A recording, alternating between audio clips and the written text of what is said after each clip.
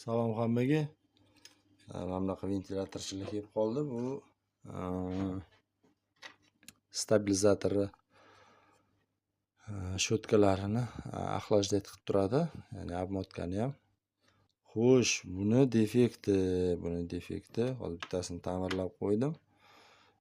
Aylanmayotdi. Hozir aylanyapti. Yaxshi. Shu sentrovkasini qilib moylab qo'yish kerak bo'ldi. Boya umuman aylanmayotdi. Nimanga o'xshab mana. Hech narsasi yo'q. Xo'sh, buni nima qilish kerak? Mana bunaqa nakleykasi bor. Nakleykasini yechish kerak. Orqasidan yechiladi. Yechilgandan keyin mana bunaqa rezinka bilan, bunaqa rezina kalsosi bilan mana bunaqa stopperning kalsosi chiqadi. Bu bunda bo'lingan, bu kesilgan. Shuni olib tashlash kerak-da, keyin mana buni bunday qilib itarib olsa o'zi tushadi. Keyin shu bilan mana buni shotka bilan tozalab, buni ham valni ham tozalash kerak va ichini ham bir lattacha bilanmi, rastvorитель bilan tozalab yig'ish kerak.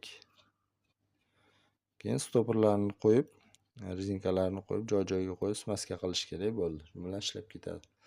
Agar mana shu ventilyatorlar ham klint qilib qolgan bo'lsa, qotib qolgan bo'lsa, stabilizatoringiz o'chib yonaveradi. Yoki o'chib 10-15 sekund ishlaydi, yana o'chadi, ishlab o'chadi. Xullas o'chib yonaveradi. Shuni hisobiga shuni ham ventilyatorlarni ko'rib qo'yinglar axlash liniyasini.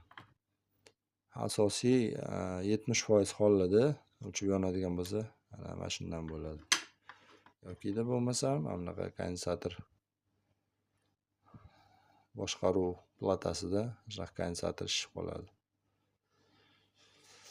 3363 volt. Mana shishib qo'ygan. Bu ham ozgina defitsit narsa. Shuni hisobini olsak bo'ladi. Mana sizlarga lifehack. Obuna bo'lamiz.